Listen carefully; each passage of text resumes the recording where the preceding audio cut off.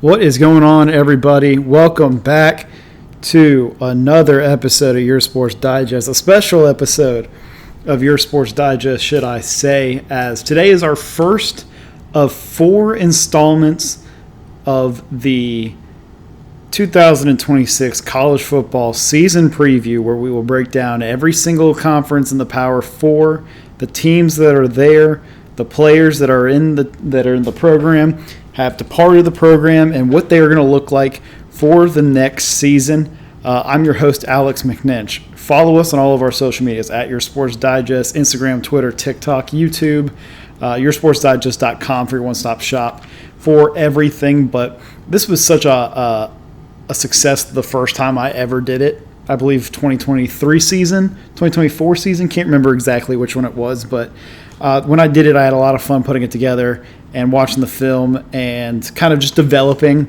the thoughts and the opinions based on what I have seen and what I have gone over. Now, I'm not an expert. I don't claim to be an expert. I claim to be a researcher. I claim to be a fan. So if I'm talking about, let's say, just for an instance today, if I'm talking about Boston College, am I tapped in with every single tiny news report that happens about Boston College? Not a shot. However, I do enough digging. I've read enough articles. I've learned enough about who are going to be some of the impact players, who are going to be some of the guys that we need to watch for this season in each program. And I don't want to spend too much time doing an intro, but that's kind of just what we're going to be doing here today. We'll go down the ACC. Each team, we're going to start off with the teams that finished the best last season and work our way down. But let's go ahead and kick things off with the ACC season preview with the defending ACC champions in the Miami Hurricanes. The Hurricanes were able to make it to the national championship game last year. Came up short, losing to Indiana, obviously. Mario Cristobal had the team at a 13-3 record last year. Obviously, as I mentioned, making it as far as they did. They lose some really solid pieces, especially defensively, in Ruben Bain, Akeem Mesidor, Keontae Scott, 3 of the leaders on that defense. They end up taking on the NFL draft and moving on to the next part of their career. But offensively, they lose a couple pieces. Carson Beck was their quarterback last year. Obviously, he did what he did in his one stint year at Miami compared to his time at Georgia.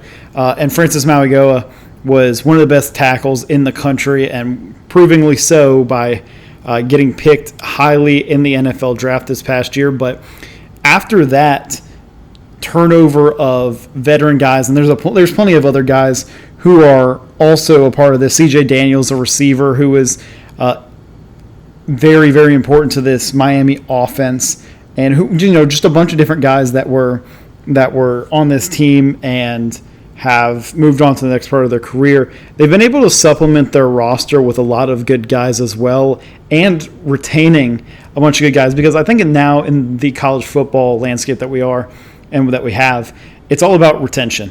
If you can retain the guys that you've recruited and developed and kind of coddled into their own space within the program, that's kind of the biggest thing, is retention. And they bring back guys who have experience on a national championship level team, like Mark Fletcher, their running back, who is in his first year out of transferring from Kentucky, was amazing for the team, was great during the playoffs. Malachi Toney was a breakout freshman last year that was electrifying and is going to instantly be one of the best receivers in the country starting next year. Justin Scott returns to that defensive line for the Hurricanes. Muhammad Toure at linebacker, who was their leading tackler last year at 84 tackles.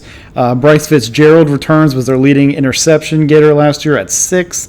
And Zachariah Poyser is going to be returning as well, a starter on last year's team as well. So a bunch of guys, juniors, seniors, one sophomore, but again, you're getting guys that have experience in this national championship game and the college football playoff last year to stay at your school and continue to be a part of the program and help lead this next year's team. And as I mentioned, they were able to get key additions. And when you're the University of Miami, your NIL budget is high, and you're able to get a lot of people there due to your branding and your national recognition. And they were able to go out and get one of the premier quarterbacks on the transfer portal market in Darian Mensah out of Duke. This was a guy that was not in the portal at all. Had some, back and forth maybe, like would he go, would he stay, could he go to the draft?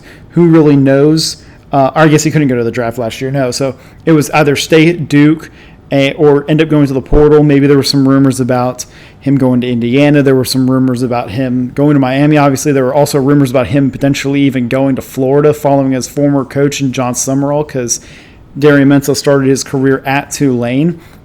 He ends up coming to a different Florida school in South Florida and is joining a Miami Hurricane team that is loaded offensively with weapons, as I mentioned, Mark Fletcher, Malachi Toney, and they end up getting another guy who is his former Duke teammate in Cooper Barkate at wide receiver, a guy who was awesome for the Blue Devils last year. So now not only do you have the two big names that I just mentioned, and you bring in Mensah, who is a outstanding dual threat quarterback, but you get a guy who's familiar with, and Cooper Barkate, that immediately creates a massive turning point for this offense that, you always wonder year to year how teams can evolve offensively and how they will be able to, I guess, continue their dominance from a year before, because we see so many different instances where players who, go to just to schools and they have this incredible breakout performance year, but then the next year, obviously things change because players leave, and even if players stay, things kind of, get a little bit different. But you have these guys in this wide receiver room and in this offense that are extremely important and have a ton of value, and will only help supplement what Darian Mensah is going to be able to do in his second year in the ACC at a different school now. But we talked about the guys they lost defensively. They replaced those guys with guys like Damon Wilson II, who is an edge out of Missouri, really highly touted coming into the portal. Keona Davis was a defensive tackle from Nebraska, and Omar Thornton, who was very underrated last year at Boston College. They get a bunch of these guys in here. Also bringing back other guys on this team into this defensive front, like Chase Smith at linebacker and Damari Brown at corner, DJ Federique at corner. So, you are bringing back a lot of the guys, and you're, again, supplementing it with new guys. So you kind of look at Miami's schedule this year. They have some big games in conference. We'll get to some of the teams and how they're going to be. So I don't want to give away too much, but you look towards the games like Notre Dame is there at a conference game. You beat them in the first game of the season last year. Then you got that Duke matchup. James Franklin at Virginia Tech. Maybe Clemson could be interesting as well. So, but I don't see Miami really struggling this year in the ACC too much. I think it's a 10-2 season for Miami. That is my projection that I have for them based on their schedule, based on the roster. They honestly could be much better than that. Really, if we look at it, you can look at some of these teams and you can honestly put a case for 11-1. I think my biggest thing when I went through all of these and made my final predictions, a lot of the teams stayed the same, and I didn't even look at their record. I forcefully made myself not look at their last year's record and only look at their game. Okay, they win this game. Okay, they lose that game. Whatever, and as soon as I punched in the 2025 record for all of them and put them right next to each other, they are basically the same in a year-to-year transition. But from 13-3 to 10-2, obviously that doesn't factor in the ACC championship game and the I guess that's just the ACC championship game that they would have in their ACC championship game, college football playoff games. Those aren't factoring those in, but. So Miami 10-2 feels like a pretty safe bet for them to repeat success as of last year and find themselves in the college football playoffs. So we'll be moving on to the next team that had the second highest record in the ACC last year after postseason play, and that is the Virginia Cavaliers led by Tony Elliott. And this is a team that had very, very low expectations going into last year and exceeded those mightily with a Gator Bowl victory against Missouri. They lose a bunch of different guys, some very important guys, like Chandler Morris was their starting quarterback last year. He's gone. Jamari Taylor, their running back, is gone. Trell Harris transfers to Oklahoma. Hunter Osborne's a defensive lineman. He's gone.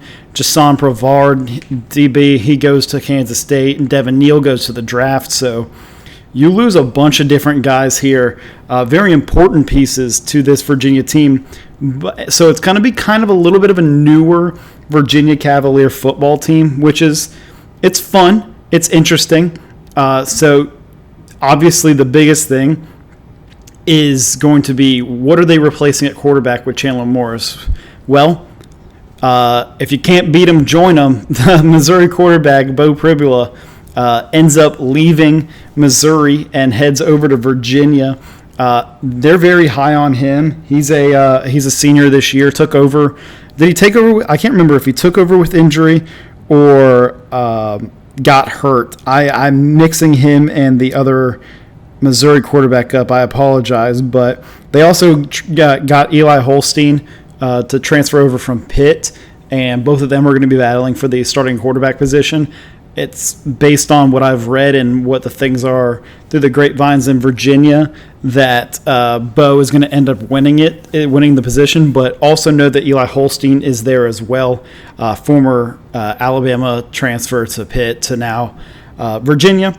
And then they also get another SEC transfer at running back in Peyton Lewis, who, talking to a Tennessee fan who knows Peyton Lewis, is going to be an exciting guy to have. Obviously, if you know Tennessee football, you know that their backfield is pretty loaded every single year. They're 3 or 4 guys deep no matter what. So Peyton Lewis was just a guy who was lost in the shuffle. So getting him over from Tennessee is going to be very, very important. They also get an MTSU, Middle Tennessee State, transfer in Jaquil Middlebrook, which will also get a ton of work. But I think a position of strong suit for this Virginia team is running back.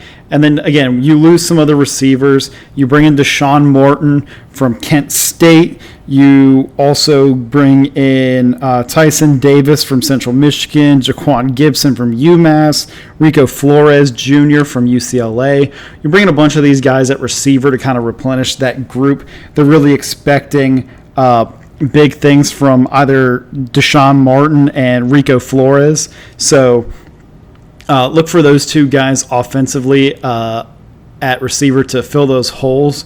But offensive line-wise, they're bringing back 3/4 of their offensive line. They don't have their right side of their offensive line based on the R-Lads depth chart, if you know about R-Lads, based on being a college football fan. Based on their depth chart, those are the two guys that they aren't bringing back. But the whole left side of the line and your center are all returners from last year, which is a very, very important thing. And then defensively, for this team, it's very, very important to note that they've brought back some really good guys and then also went to the portal and filled in for some of the needs that they needed. They bring back Fisher Kamek, who was one of their best guys. Cam Robinson was one of their best guys at linebacker as well. Donovan Platt and Ethan Minter at DB. And in that secondary, and then you go to the transfer portal, you get Matthew Fobbs-White, who is an edge from Baylor. They have a lot of high expectations on. Nana Ananwu from UTSA, another edge rusher that they're very high on as well. So I really, really like what they've got going on defensively. I think defensively they're going to be a very, very strong group.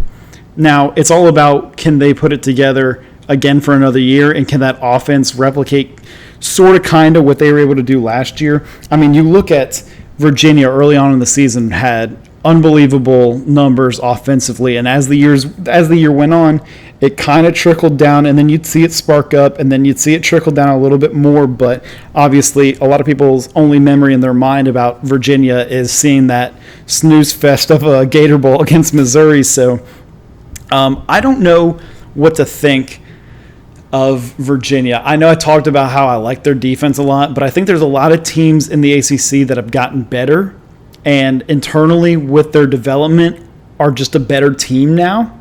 So Tony Elliott's squad that went 11-3 last year, I honestly have them taking one of my biggest drops. Now, I might look like an idiot for saying this, and for some reason, if a Virginia fan listens to this podcast and is ready to swerve off the side of the highway for me telling them their record, just bear with me based on the fact of how high I am on certain other teams in the ACC. I have them at 7-5. You look at their schedule this year, they instantly play a game against an in-conference opponent in NC State, but they've got to go to Florida State, which we'll talk about them later on, obviously. But SMU's really good. You got that Duke matchup. Wake Forest underrated this year. Cal's a solid squad. Virginia Tech, obviously a rivalry game, but they're going to be much better. And playing at Virginia Tech is tough. So I've already just listed off 4 or 5 different opponents now that's like you just never know. But obviously they're going to outperform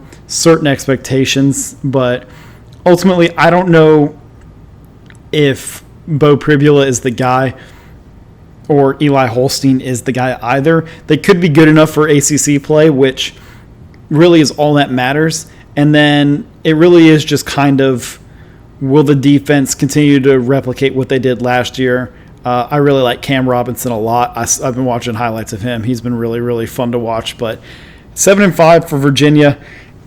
I don't know. I'm just not as high on the Cavs as a lot of people are or were last year, but I think they'll be middle of the pack in the ACC. Another team that could end up finishing in the middle of the pack of the ACC are the defending ACC champions. I just realized, by the way, that I, for some reason, called Miami the ACC champions last year when they were just the regular season.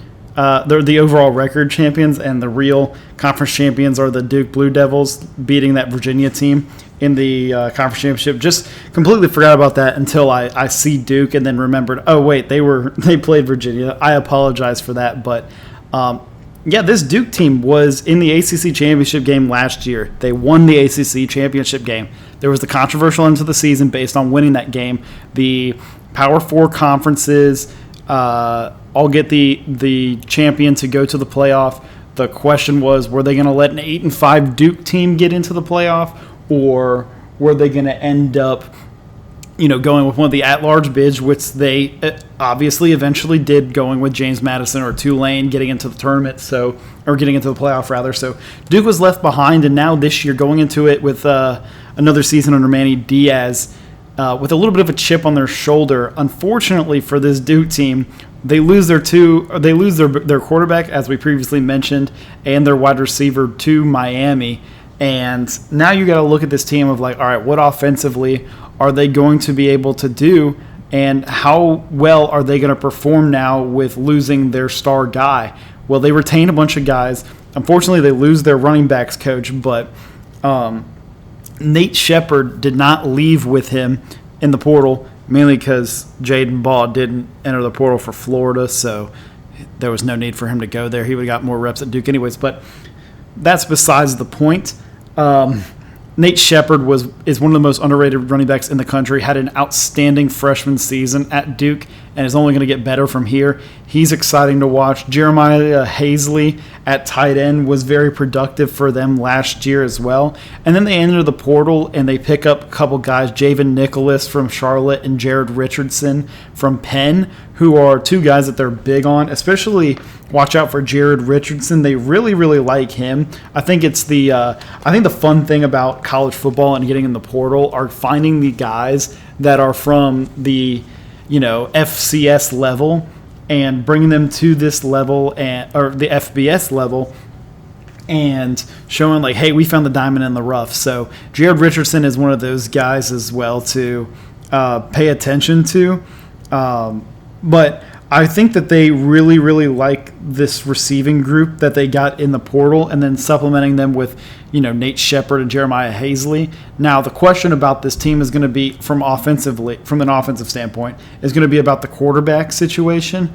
Right now, they are expected to start Walker Eggett, who they got from San Jose State in the transfer portal. Now, he had an ACL injury at the end of last year, was limited in the spring, so who really knows what they're going to do? Their backup, Henry Bellin, can't remember how to pronounce it. Henry Bellin was in the portal by the time that Darian Mensah got his name in late, so they couldn't even retain the guy that they had on the roster last year, so they had to go get Walker Eggett from San Jose State. They like him a little bit. They also have a couple of other guys. They have a true freshman, Dan Mahan, who I don't really know too much about. I don't expect him to be a factor, but then they also got Blaine Hippa, who is definitely not like what you think it is, but Blaine Hippa from Princeton. So I assume Eggett with the Division I FBS level experience is going to be able to get the start here. But it's a real question now offensively for a Duke team that had an identity last year in a spread offense, now has to kind of figure out what to do with, we've got Nate Shepard, but how can we get this inexperienced, not as great quarterback that hasn't played at a Power 4 level and performed for this team? Defensively, they bring back a bunch of different starters. Nick Morris Jr. at linebacker and Luke Marigot, both linebackers, were impact players for this team last year. Kamari Robinson at DB is very, very they like him a lot. And then they bring in a couple other guys. Patrick Young-Smith from North Texas, and was one of the only North Texas guys not to follow his coach to Oklahoma State. And then they get a really solid recruit in Obena Ome, who is a 4-star edge.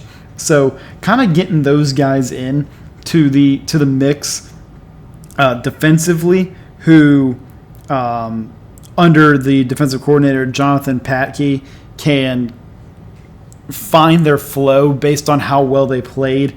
And in spurts last year, they weren't that great. They were solid in the ACC championship game. But outside of that, they were kind of shaky. So how is Duke going to be able to fare as a defensive team, which is interesting because Manny Diaz being a defensive guy, you would think they're better defensively, but they really lean towards their offense. And now with not much of an offensive guy, you're returning 4 starters on both sides of the ball and your punter. So I don't really see Duke doing too much exciting stuff this year. They immediately have to play Tulane. They immediately play Illinois, and then other in-conference games. For me, I don't really see a way for Duke to be the same team they were last year with all of the pieces that they lost. I see Duke potentially finishing 6-6 and just barely becoming bowl eligible. So I'm not as high on the Blue Devils as some were at the end of last year, but it's mainly just because they lose their main guy in Darian Mensah. But a team that last year had a lot of success and honestly should have had even more success than what they did are the Georgia Tech Yellow Jackets. And I'm big on Georgia Tech, and I don't know if I like Georgia Tech because we both share something in common, which is hating Georgia, or what it is, but I feel some sort of like internal connection to Georgia Tech. Maybe it's because my mom almost went there or had an idea of wanting to go there at one point.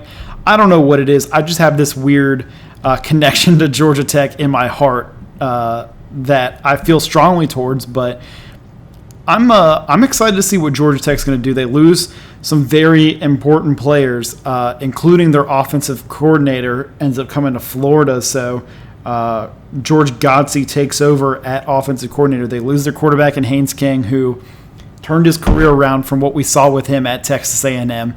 They lose Jamal Haynes to the NFL draft. They lose Isaiah Cannon, who transfers to Georgia. Aaron Philo, who was their backup quarterback that started at certain times showed a lot of promise. He followed Buster to Florida, and so it's just kind of like what are they going to be offensively? How are they going to take losing all of these guys and then turning it into this success this year with only 2 offensive returners as starters, both on the offensive line, including losing some guys on the offensive line as well? Well, they go out to the portal and they get the little brother of the Heisman Trophy winner and Alberto Mendoza. We saw him a couple times at Indiana, most notably in that Big Ten championship game when Fernando got knocked out for a play or two, and Alberto had to come in. So he comes over and gets to write his own story and his own path at Georgia Tech. The biggest get out of anything, Justice Haynes, running back out of Michigan. I loved Justice Haynes. He is awesome. So much fun to watch at running back. He comes over now to Georgia Tech and is going to be the main focal point of this offense, undoubtedly. But it's not just him in the backfield. Malachi Hosley, who was the backup guy last year, was the 1-2 punch with Jamal Haynes. Thank you. I don't know why I couldn't remember it, but you go Haynes to Haynes, and now Hosley and Justice Haynes are your running back duo, which is really, really outstanding. So I really like that part of the game for them. They bring back Jordan Allen, who was a rotational receiver for them. Wasn't their main guy, obviously, but was in the program, knows the team, and wants to play for the school. And they also got a guy in Isaiah Furman from Elon that they really like a lot as well. So we'll see what the offense is, but with the 2 running backs that they got in Haynes and Hosley, I really see a lot of success there. And I'd be interested to see what Alberto Mendoza is going to be able to do now with knowing his brother has all the hype as the Heisman, and what is he going to be able to create his own legacy about here at Georgia Tech. Defensively, bring back Amontre Bradford, Kyle Efford at linebacker, KJ Lightsey at linebacker, and then they add that in with 2 Alabama transfers in Noah Carter on the edge and Jalen Mbakwe at DB, who was a very, very highly rated and touted recruit going to Alabama. So those are exciting guys to be able to bring in as well. They also like true freshman Christian Speakman as well. They expect him to be able to play a big role onto this team. So I'm interested to see what Georgia Tech's going to be able to do with now getting these different transfers in. They bring back, 5 starters defensively. 3 of those guys we highlighted, and it's interesting what they're going to be able to do. But I think Georgia Tech, you look at their team and you look at their schedule, they've got a matchup against Deion week 1 in Colorado, and they play Tennessee at home week 2, and then they've got a pretty favorable, I would say, ACC schedule leading up to that final game against Georgia, obviously. They finished 9-4. I told you at the beginning of this, I swear I didn't do this on purpose. I have them going 8-4 again. I see there's regression in certain spots, but there's also progression in other spots that levels everything out and brings them back to the middle of the pack where they need to be. So 8-4 for Georgia Tech seems like a fair place to go. From there, we have 2 other teams that are going to be in this the same category of I have them having the same record as last year. The first one being Louisville and Jeff Brom's 3rd year, I think now. Is it Jeff Brom's 3rd year at Louisville already? That seems crazy to say that it's already been his 3rd year. I need to fact check that real quick. Hold on with me. 3 years at Louisville. Wow, it seems like just yesterday he became the head coach there at his alma mater. But last year going 9-4, just falling short of that ACC title game, and they have another chance this year to turn things around and be able to be a standout in the ACC. And I think despite them losing a couple of guys at receiver, losing their quarterback in Miller Moss, an offensive lineman, just a couple of defensive players, they were able to bring in a ton of guys. But more importantly, as I mentioned before, retention is key in college football. And they bring back one of the better running backs in college football in Isaac Brown, one of the best backups in college football in Keywan Brown. So the Brown connection, Brown times 2, is coming back to Louisville. I mean, Isaac Brown last year had 884 rushing yards and 7 touchdowns. And then Keywan Brown had 704 rushing yards as well behind him. Like, that's as good as a 1-2 punch as you get. They also bring back Tyshawn Hurry, who wasn't a starter, wasn't a top receiving guy for them last year, but another guy who knows the system and wants to stay at Louisville. So that's even more important. And then they bring in a couple of guys, Trey Richardson, who was really solid at Vanderbilt, Brody Foley, a tight end from Tulsa, and now they got to turn and say, well, who's our quarterback? Well, they're going to go and get former highly rated recruit Lincoln Kienholz from Ohio State. They're expecting him to be the starter. He was the backup last year, or the backup, I guess, 3 years now for Ohio State because he's going to be a junior. So been the backup for a couple years with Ohio State and has been solid, but now it's his chance to be able to start, and I think he's going to be successful. I think if there's one thing about Louisville's offense, it puts the quarterbacks who maybe have not performed as great in the past in the best spot. Check out Miller Moss for that exact reason right there, and I think Kienholz is going to be able to jump into the same thing and be just as good, if not better, than Miller Moss for the Cardinals this year. And then defensively, they were really, really solid again last year as a defense. There are times where you can tell that they were lackluster in certain areas, but again, that's where the transfer portal helps out. They go and get Tyler Thompson at edge from UNC. I know any UNC player is not necessarily a good one based on how they performed last year, but Tyler Thompson's an exception. He was really solid last year. They get Cohen Edringer from Iowa, who's a safety. And then you already geez, I just said the same thing twice. You already bring back Clev Lubin at defensive end, who was your leading sacks guy at 8.5. TJ Capers at linebacker, and Antonio Watts, who plays your star safety or hybrid linebacker type of guy. He was their leading interception getter with 3. So defensively, you're bringing back experience while also bringing in newer guys as well. They also bring in TJ Banks from Ole Miss and Santana Wilson from Texas. So SEC experience on that defense, which goes a long way because I know we're talking about the ACC, but the SEC just is a different breed. So Louisville, having their repeat of last year in my mind in a 9-3 season. They play Ole Miss in the first game of the season. I expect both teams to come out hot there. And then they've got a kind of tough ACC schedule, but pretty favorable towards the back half to where I think they finish the season off against a rival in Kentucky and have a really solid season. So 9-3 is where I have Louisville.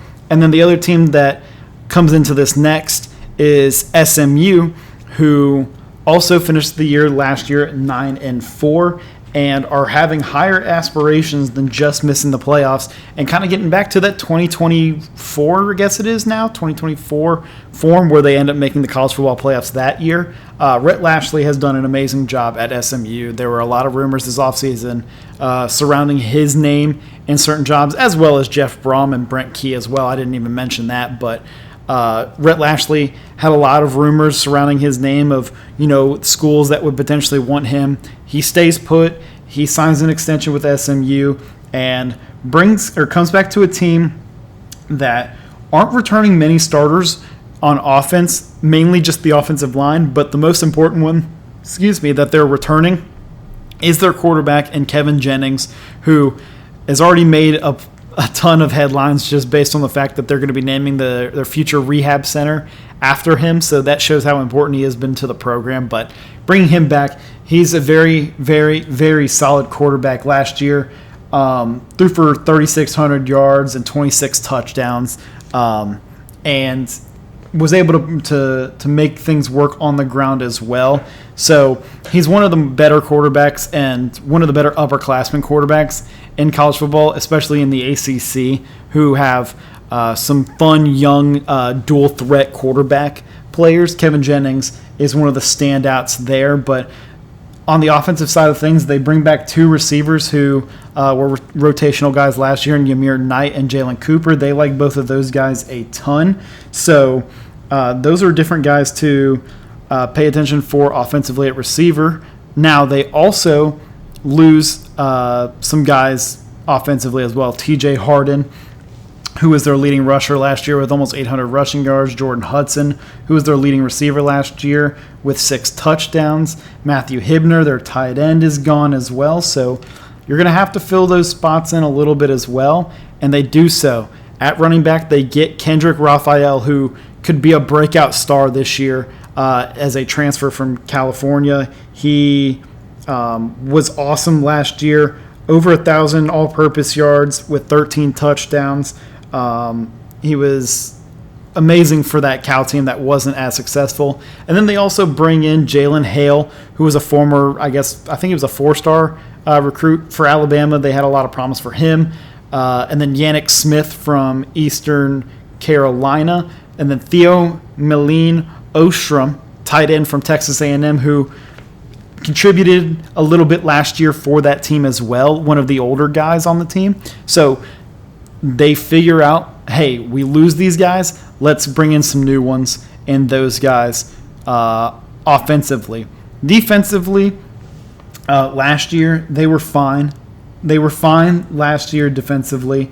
They kind of rehauled their defensive line a little bit. They lose Terry Webb, who was their guy defensively, with 5.5 sacks, but and then Isaiah Smith was their linebacker. They lost him as well, who was their leading sack getter at 8.5. But they go to the portal. They get Malcolm Alcorn Crowder from Kansas State. They get Jimmy Wyrick as a safety from UTSA. They bring in they have a couple of guys there in Marquez White and Ira Singleton. So we'll see what they can do. Marquez White coming from UMass and Singleton all kind of return from last year. So those are guys that are impactful defensively. Also, Alexander Kilgore at linebacker, Brandon Booker at linebacker as well.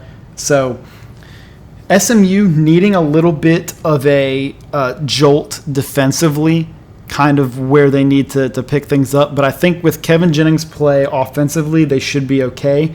First game of the season, ACC matchup against Florida State. Their toughest games are Louisville and Notre Dame. So I don't really see a reason as to why SMU should go any farther than what they were or any farther down than what they were last year at 9-4, and I have them at 9-3. So again, I promise you, I did not try to do this on purpose. This was by complete accident, but this is where we are, and this is how we ended up with those teams all kind of being in the same boat and the same records as last year.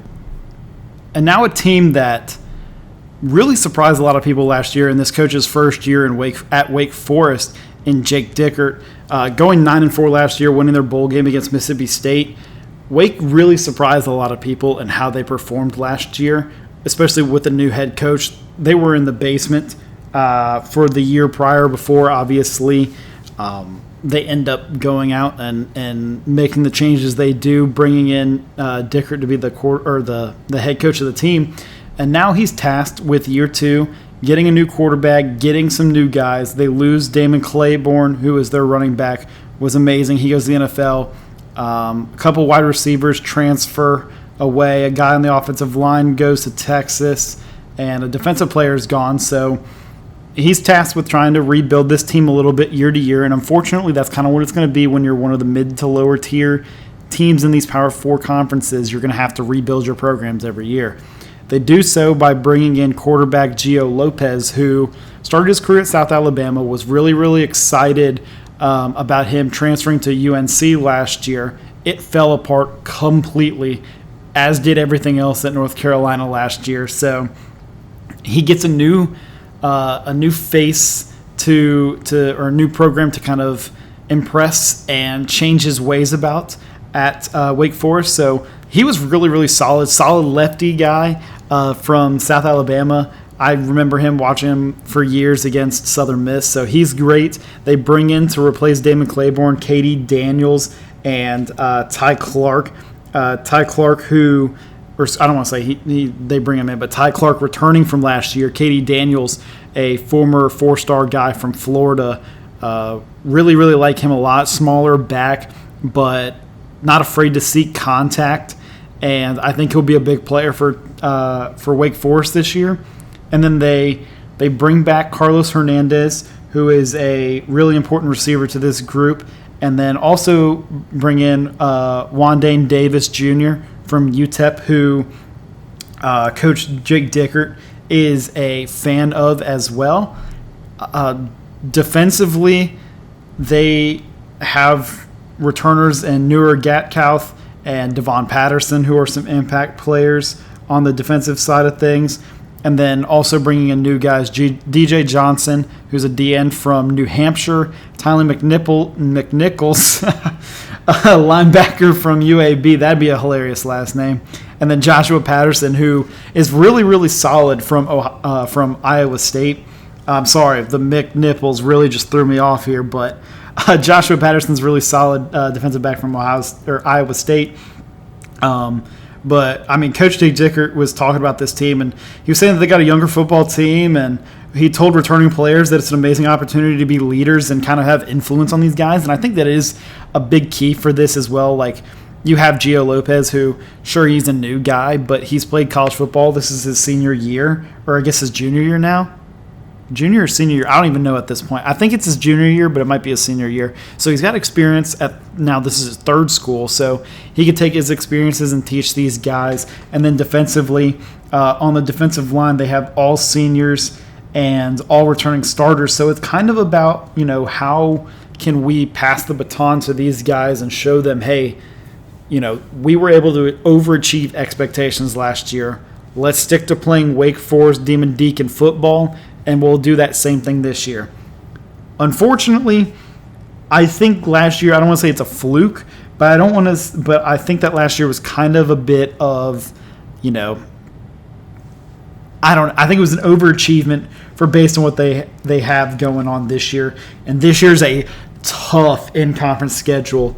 I mean, they play an out-of-conference Purdue, which you could probably win that game. But then you play Miami, you're at Louisville, at NC State, at Cal, at SMU, at Georgia Tech. Like, those are some tough games you're having to go up against. I don't know if Wake Forest can replicate the success they had last year. I have them going 5-7. So a massive drop-off, unfortunately, for this team. But I think based on what they were given in the schedule, and sure, some teams are going to underperform and overperform what we expect, but I would expect that this is one of the teams, if you look at them as a whole, they're going to be one of the teams that drops the most, I think, in the ACC this year in Wake Forest. I got nothing but love for Wake Forest, obviously, so I don't really mean any ill will with it. I just don't see, compared to the other ACC teams that are on the up and up, and then the ones who are going to stay up, I don't know if Wake can compete with a lot of those guys just yet. And I need to see Gio Lopez not be Gio Lopez of last year. I need to see South Alabama Gio Lopez before I claim Wake Forest to be that 9 or 8 win football team like they were last year. Another team that was kind of the middle of the pack. We're kind of getting towards the middle guys in the ACC now as we work our way down. Pittsburgh last year went 8-5, and they're an interesting team to kind of look at this year because they lose a couple of guys. They lose a lot of guys defensively, but there was a lot of promise offensively for this team last year under Pat Narduzzi. They lose their bowl game to ECU, which at this stage in the life doesn't really even matter what happens in your bowl game, but they lose only one guy offensively to the transfer portal that has any meaning, which is Kenny Johnson. He goes to Texas Tech. And I guess Lyndon Cooper is a offensive lineman that leaves too, but you bring back the important people, Mason Heinschel, Mason Heinschel, quarterback, took over last year after Eli Holstein was not very good and really kind of ran away with this starting job and was really, really solid for them last year. They bring back Jakirian Turner, who was their leading rusher last year. Raphael Williams Jr. was one of their better receivers as well last year, as well as Centarius Hicks. He'll be back. But then they also bring in Carson Kent from Oklahoma, who is a really good transfer for them to get. So now you also kind of have this team with an offensive identity. You're bringing back how many starters? 6 offensive starters. So that's very massive for them. And, I mean, Heinschel talked about it. He was talking about how, this team's made a lot of great strides with a lot of the new people and a lot of the guys who didn't have opportunities last year, and we got to see them in the bowl game and what they're going to be able to do this year. So that's exciting for them to be able to transition. I don't want to say transition to the next stage of Pittsburgh offensive football, but just kind of take that next step for them to be an even better offense than last year. Defensively, it's going to be okay. They lose their defensive coordinator, Randy Bates. Their new defensive coordinator, Corey Sanders, is going to be there. He's been on the staff for years, so it really doesn't have too much of an impact because you have a similar voice that you've been hearing. But on the defensive line, they've got a lot of people. Isaiah Neal and Jimmy Scott are really, really solid, as well as Sean Fitzsimmons. They really like him a lot. They were all very good offensive or defensive starters for them there. Braylon Lovelace was their leading tackler at linebacker. Kavir Barnes-Marquez they like in the secondary, and other guys like Cruz Brookins at safety, they like him as well. So you turn towards that, and then adding guys like Jeremiah Warren from Illinois to kind of fit into that rotation on the defensive line. Ryan Strader from Auburn, who's going to slide in at defensive back and start for this team immediately. And now you're looking at a team that last year had success defensively on that offense or that defensive line, now giving those portal additions who can make an impact in the secondary is the hope that they can make the step for next year. They started out really rough last year, and it didn't look like it was going to go well, and then they went on a 6-2 run and turned their season around to end up being an 8-4 regular season finish. I swear to God, I'm telling you the truth. 8-4 is what I have them this year. They start off their season against Miami, Ohio, so you should get a win there, and then you play UCF. You get a couple of easy wins at the beginning of the season, but then you got to go to Virginia Tech, who I think is going to be improved, at Miami, Georgia Tech, at Louisville, at Cal at the end of the season. So you've got some tough games in there, but I think that this offense is going to be good enough to be able to replicate at least the same success that they were able to see last year and the second half that we saw of Pitt. I think that's what we're going to see towards see more of this year in 2026. The next team we've got going on, I don't know how long we've been recording for now, so I appreciate it if you're still here, but the next team that we got going to talk about is NC State, and I'm a fan of NC State. Dave Doeren is entering his 13th year now, I think, at NC State. So he brings back a very, very exciting group led around really fun quarterback prospect. CJ Bailey is a junior, but they end up losing a couple of guys. Hollywood Smothers goes to Texas, was their main running back. He's going to be a big-time player for them. We'll talk about that when we get to the SEC. Terrell Anderson, awesome receiver. He's gone. Noah Rogers, he's gone. Jacarius Peak, he's gone. Justin Jolly goes to the draft. So you lose a lot of offensive guys while also retaining C.J. Bailey. Keenan Jackson at receiver, who they like, was one of their top receivers last year as well. And then you go to the portal. Davian Gauss, they get from UNC. Jaden Scott is going to be able to fill in there as well. He was their backup last year. They like him a lot. He had almost 600 yards rushing last year as well. So that should show you what the offensive attack is from a running standpoint. Then they also get Josiah, I believe, Josiah Trader from Miami, Hunter Province from Montana State, who is a tight end. So you start to get some of these guys rotating in. You have 2 returners on the offensive line, so we'll see what the offense is. But I think C.J. Bailey is good enough. And when you're in college football, you're only as good as your quarterback can take you. Dave Dobrin spoke really highly about C.J. Bailey, talking about his leadership, and he's going to be like an alpha of the football team. He's got a lot of keys to success that he's going to show this year and going forward into his professional career. So I'm excited to see C.J. Bailey's progression as a two-way player. Again, very exciting guy. Defensively, they only bring back 2 starters, Brian Nelson II and Assad Brown, both guys in the secondary. But they also bring back Kenny Soares Jr., who is a guy that has a lot of promise as well in that linebacking core.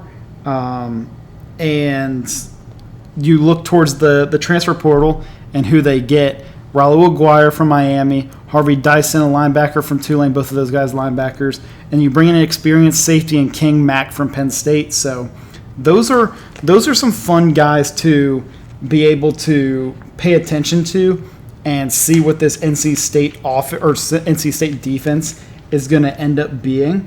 I think the offense is going to be good enough to keep them going for the most part.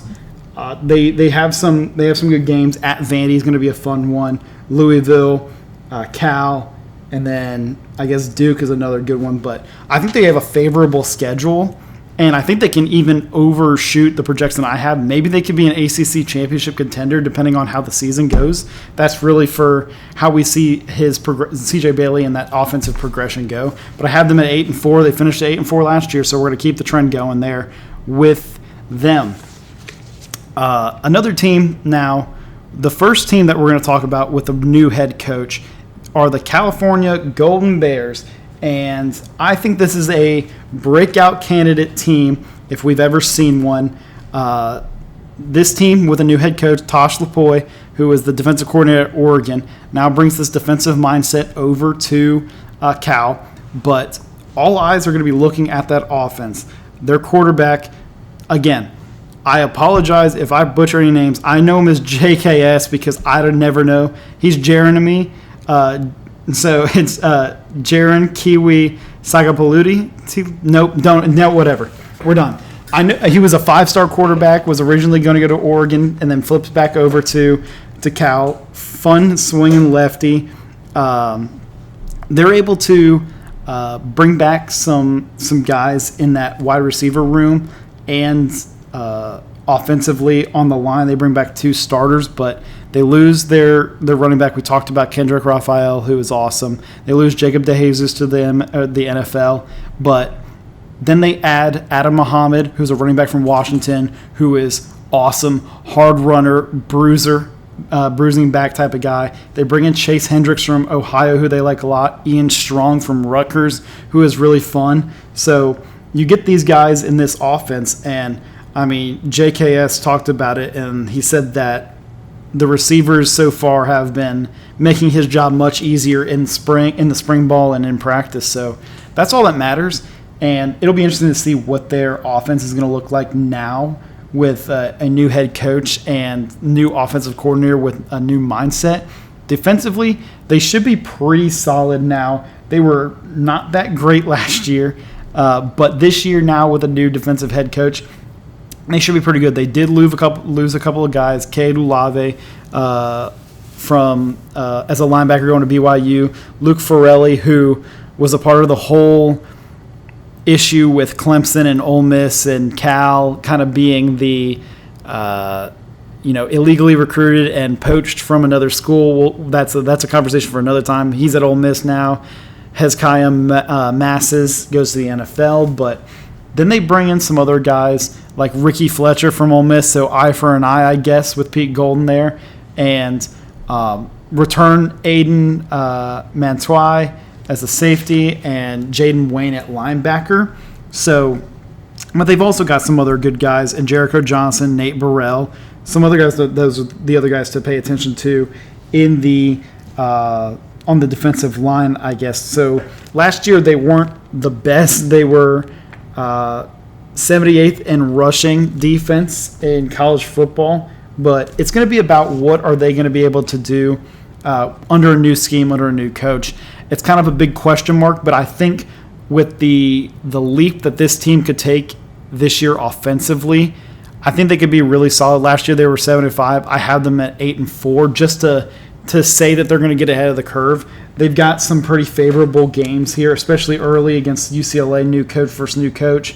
Syracuse in conference game at UNLV could be a tough one for them, but then when you get to late at SMU, at NC State, at Virginia, it could get a little wonky there. But Cal, I think, is going to be one of the more favorable teams in this league just because of the quarterback play that they have, who could be a top pick in the NFL draft in just a couple of years.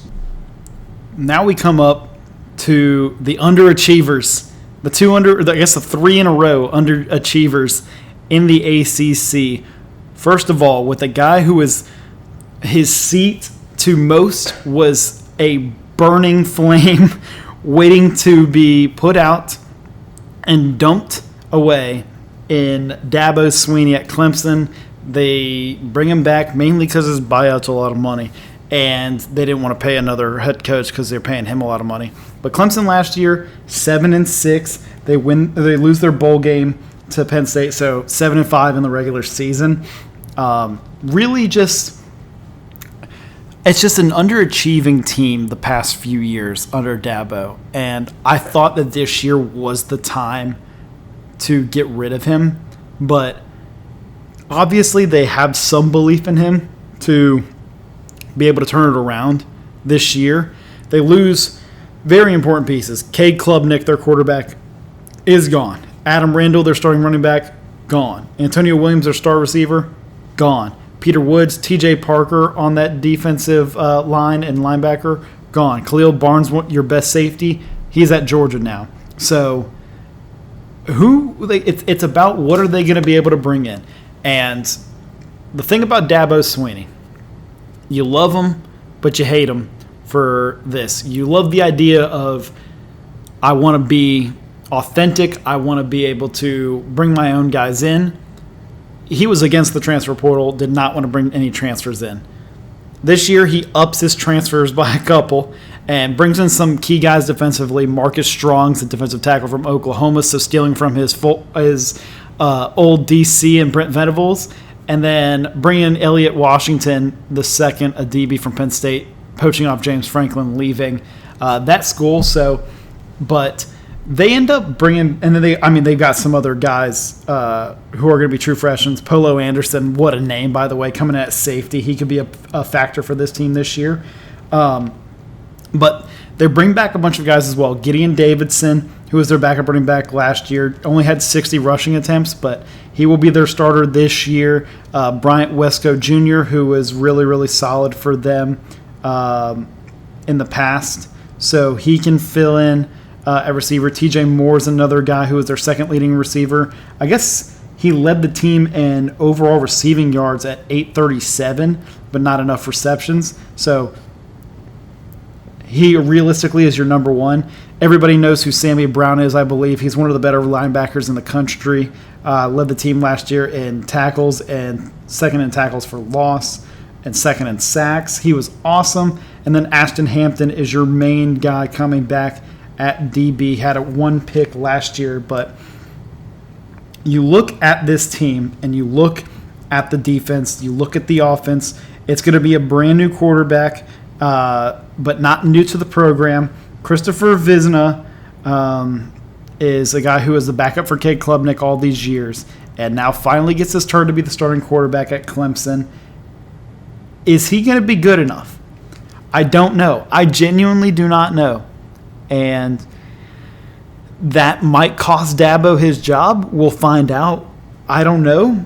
I guess the question it's really about, Vizna is probably going to be the starter, but Tate Reynolds is their backup. He's coming in as a freshman, or I guess he's a redshirt freshman. I can't remember which one of the which, but he has he's a guy that was highly recruited. But Vizina was a high recruit as well, so they could go one way or the other there. It's a big question there. Obviously, anything that matters for this team is, can Dabo win the big game? And they have a chance to try to do it at week 1. Unfortunately, last year, they couldn't pull it off against LSU when they were at home, and being one of the worst LSU teams we've had in a while. And now this year, they play LSU, except on the road, in Lane Kiffin's first game at LSU. So not a good start for Clemson. However, they have to play Miami and Georgia Tech, and those are the only other scary teams that are at the top of the ACC that they're going to have to end up playing. And then that South Carolina game at the end of the year is a complete toss-up every time South Carolina and Clemson play. So realistically, Clemson should be in a position to be able to win a solid amount of games. Unfortunately, I think Dabo's lack of adjustment to the modern-day college football landscape will bite him. And him going with a veteran quarterback might bite him as well. I don't think Clemson does anything different than repeating exactly what they did last year. And I think if Clemson gets off to a bad start, say they play LSU, Georgia Southern, North Carolina, Cal, and Miami. Say they're 2-3 after that Miami game, I could see a world where Dabo's gone. I really could.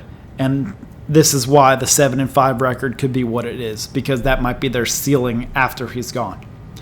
So I think this is the final stand for Dabo. I think it's going to be interesting to see what they end up doing, but that stretch there, that first 5-game stretch could be the deciding factor on what Dabo's career is going to be at Clemson.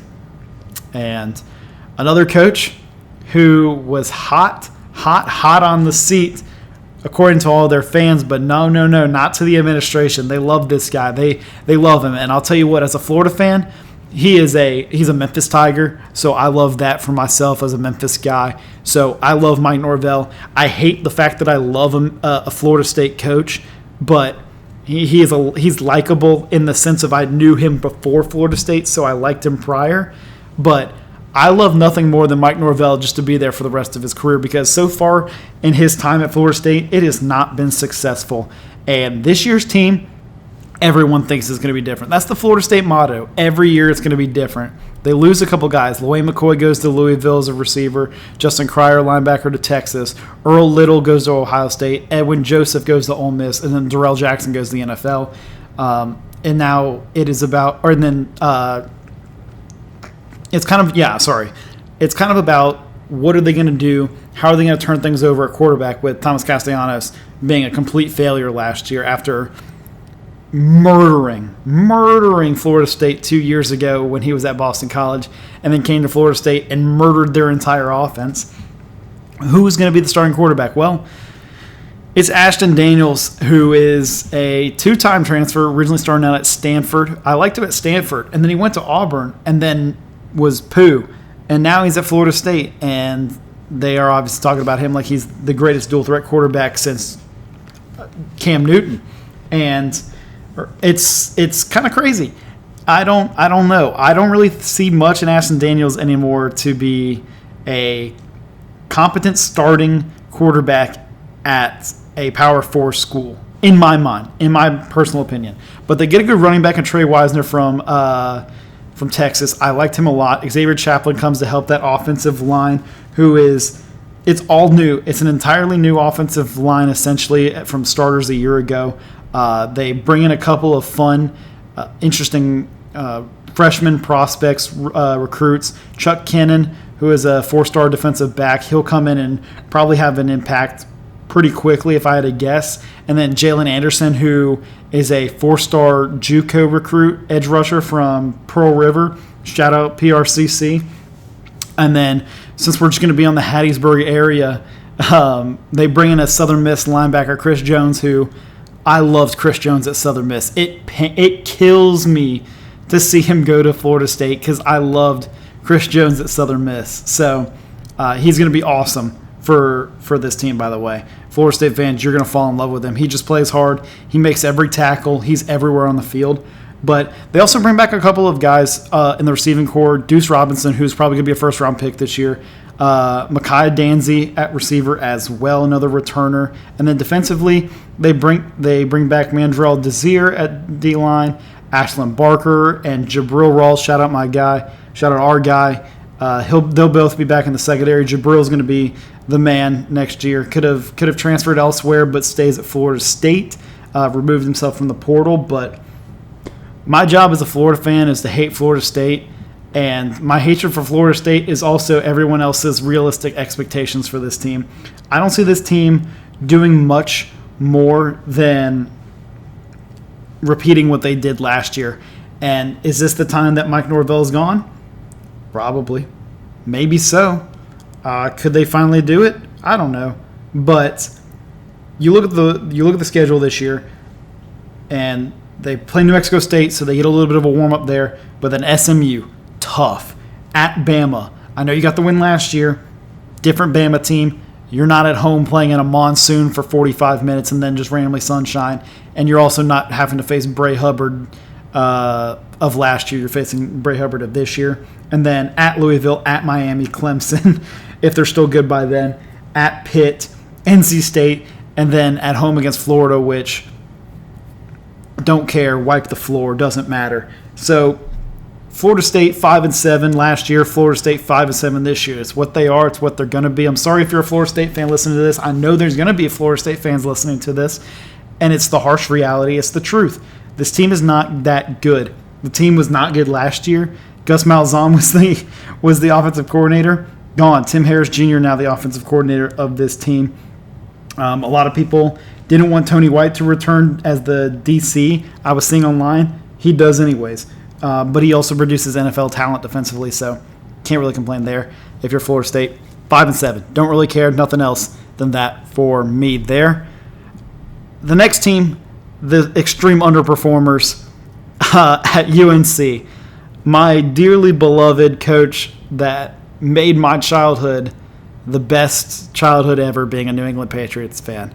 And before you say anything, shut up. I grew up in the Northeast. I grew up a Patriots fan. I lived in Boston. I don't care. I don't want to hear it if you're new.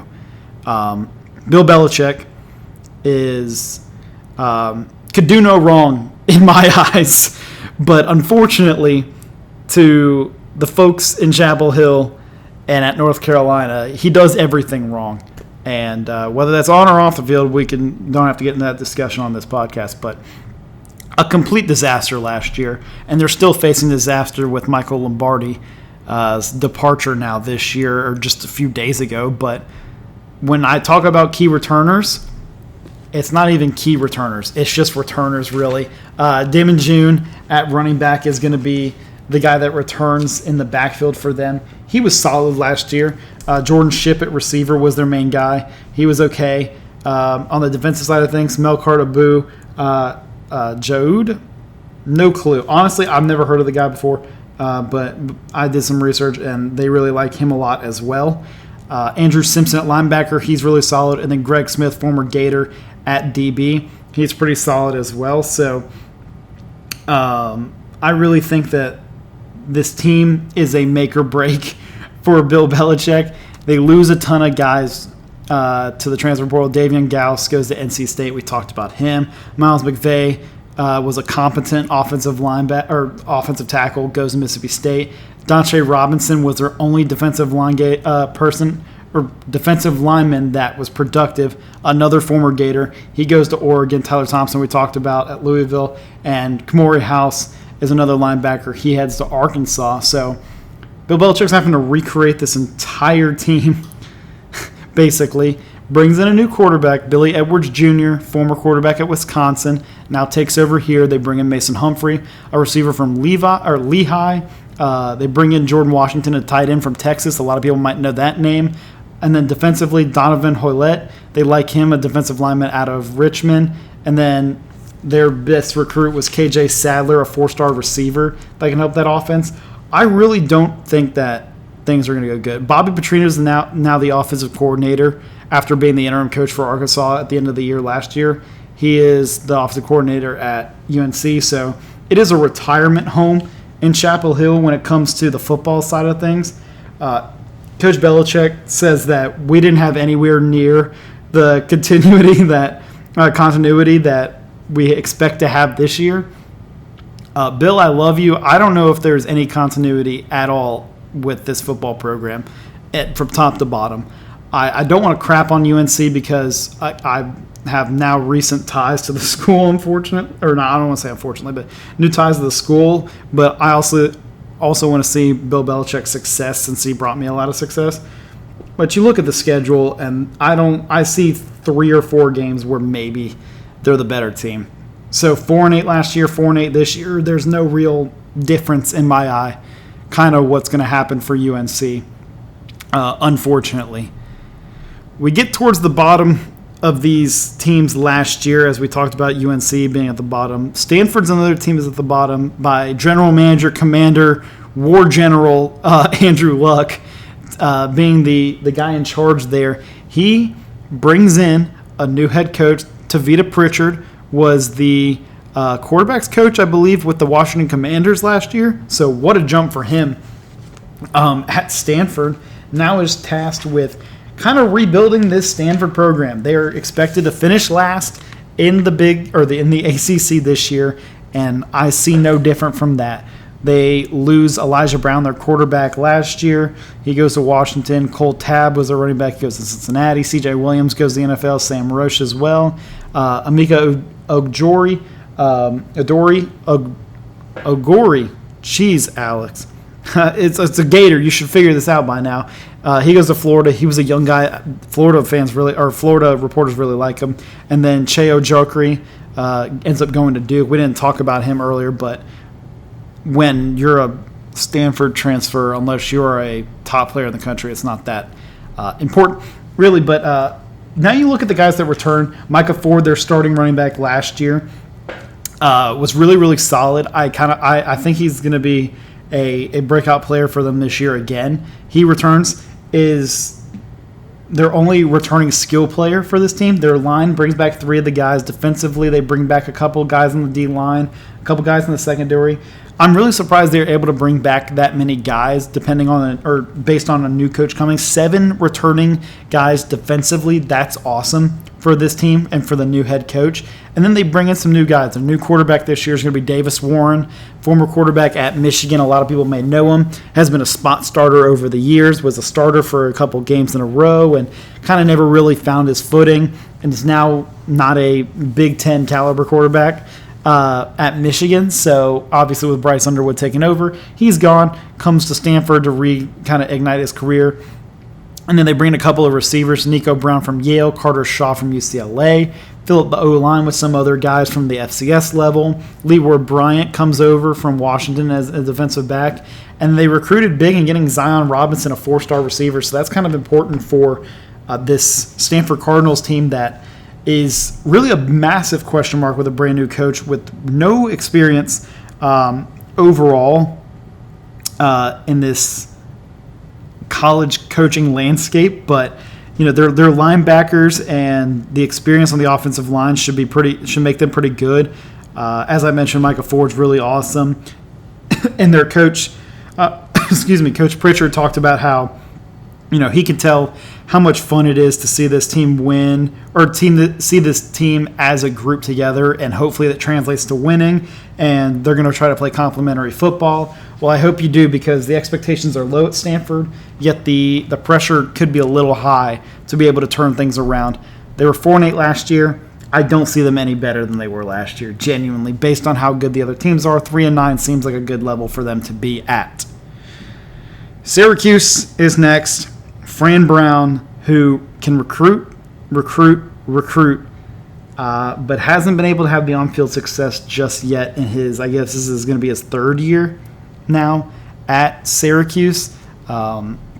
brings in some guys, keeps some guys around, especially defensively. They bring back a lot of guys. Gary Bryant, Antoine Delorier are both their linebackers. Jamie Trimble on that D-line. Davian Kerr in the secondary. Deuce Chestnut in the secondary. I like him a lot. Deuce Chestnut is awesome.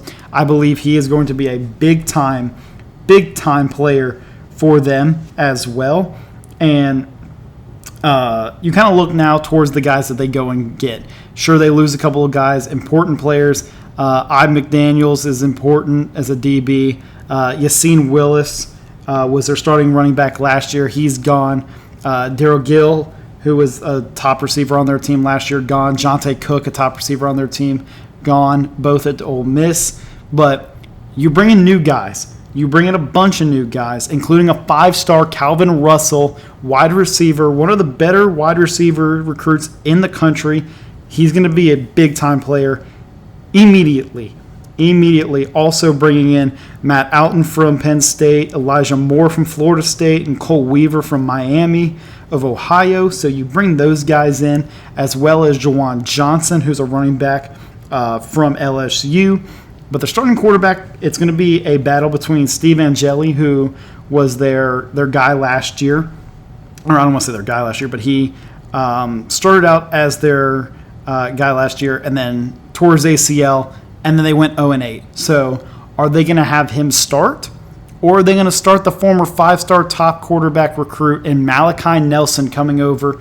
Now it is, is this his fourth school?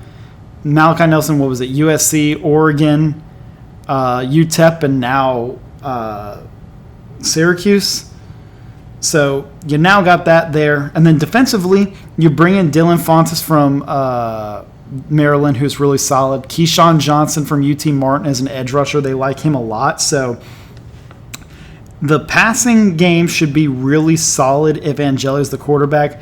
I'd be interested to see if Malachi Nelson pushes his way in there in certain packages. But they have a lot of interesting things to be able to watch out for. Russell should be a lot of fun. I think he's hurt to start the year or hurt during the spring, but he should be fine for most of the year. But I think they should be pretty good. And then defensively, they're pretty good in the secondary. It's going to be kind of about changing things up. They got a new defensive system going on, and can they be able to change things up, because they were literally the worst defense in college football last year, 124th in total yards per game. Yikes.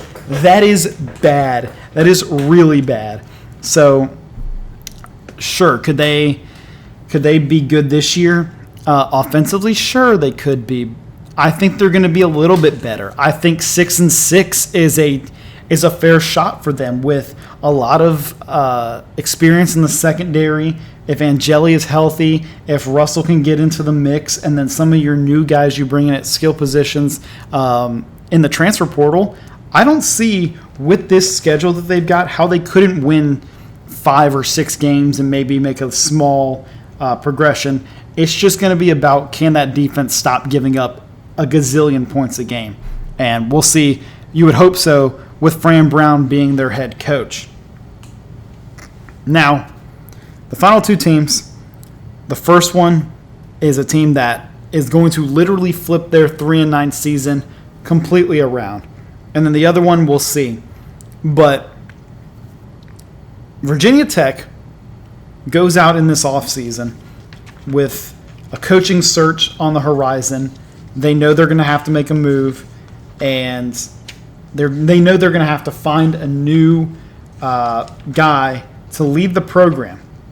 And then Penn State makes this massive move by firing James Franklin, and Virginia Tech says, you know what, give me that guy. For James Franklin, he has the buyout. The money isn't that important for him compared to finding the best job. So he finds a job at Virginia Tech to where he sees he can rebuild this program to prominence at VT and be very important to this team. You would think they lose a lot of guys, but it's a lot of guys that aren't really that important. The guys like Caleb Woodson, who's a linebacker going to Alabama, he's solid. Michael Short, their other linebacker at TCU. And then Dante Lovett is a really, really fun defensive back going to UCLA. But outside of that, they are bringing back 14 total starters to this team with a new coach bringing his own guys, with the new quarterback, Ethan Grunkmeyer, who we saw at the end of the year after Drew Aller's injury at Penn State, can really hold it down at quarterback. He's going to be fun to watch. He's awesome. Marcellus Hawkins was their running back last year. He's awesome. Aiden Green's a receiver, really fun. They bring in Keyshawn Brown from Duke. We talked about him a little bit ago. Luke Reynolds, a tight end from Penn State. They get him over. So a lot of these guys are filtering in as the offense kind of produces. They bring back 2 of the 3 offensive linemen this year. I think they're really, really deep at running back and tight end. They have a lot of different things that can make them a successful football team. We know James Franklin. How is his football teams the most successful offensively?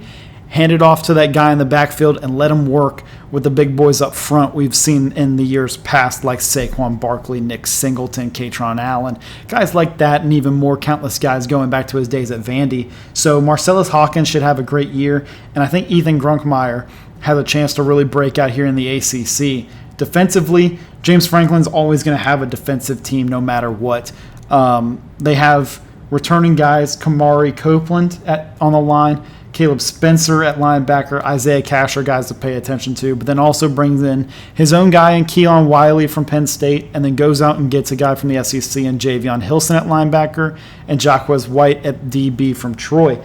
I think that they have a lot of strength there in the secondary, or in the defensive line, but the secondary is going to be a little bit of a question with the inexperience. So I think James Franklin turns Virginia Tech around. I don't think it's like Virginia Tech goes from 3-9 to the ACC championship game, but if they go 7-5 this year, James Franklin has a successful year as the first-year head coach at Virginia Tech. So I think 7-5 is a fair assessment for this new Virginia Tech team with James Franklin.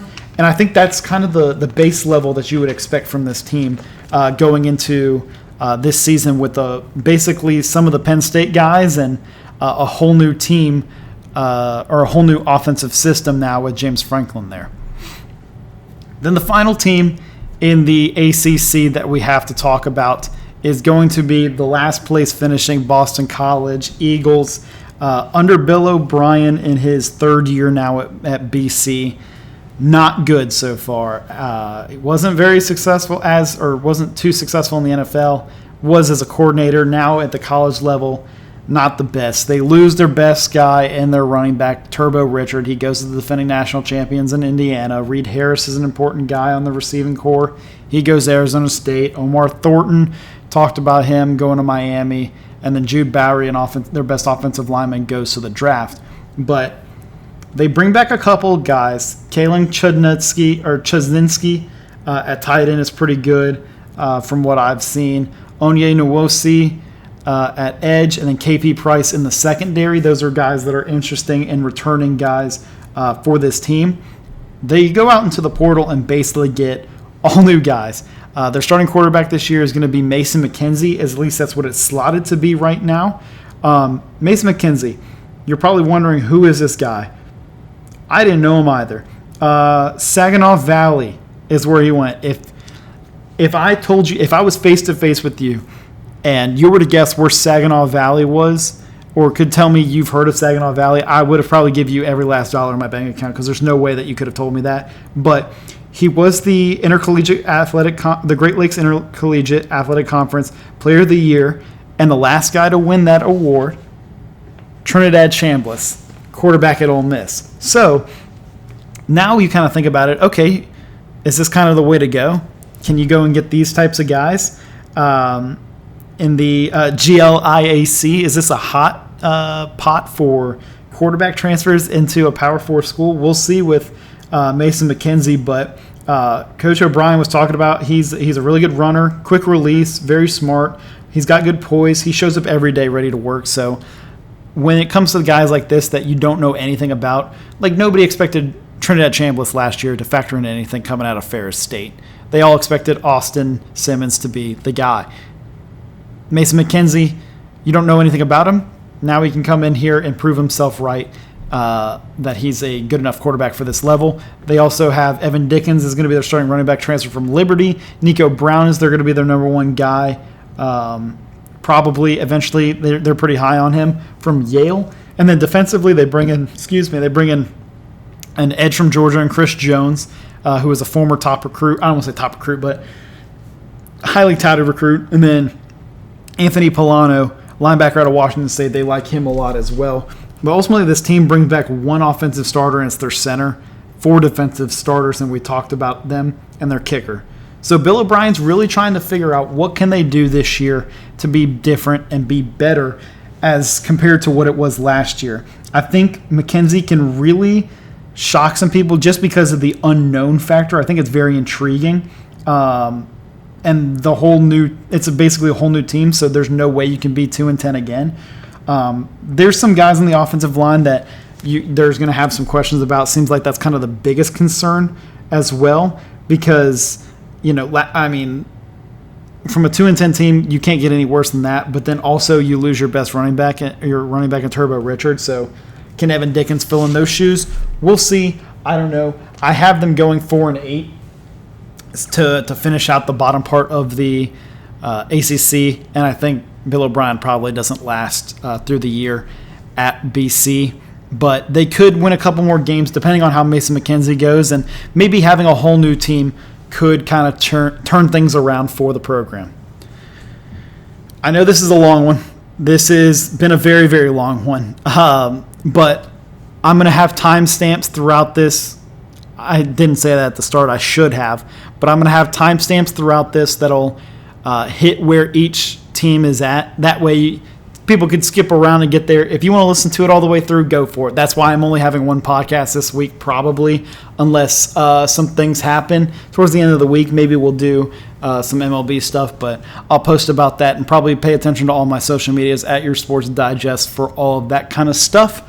I appreciate you guys for listening. If you've made it this far and you've enjoyed about what I've talked about from what I've researched and learned and stuff, then please share this with a friend. Share this with a fan of any of the ACC schools, and maybe you can piss them off or make them happy or whatever I ended up doing to them.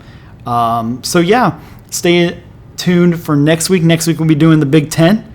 So hopefully I can kind of condense it down from however long this one's going to be. I think it's probably going to be an hour and a half, so we'll see. I'm sorry, guys, for this long, but we'll try to cut it down next time. I appreciate you guys for all listening, and I'll see you guys next week for the Big Ten.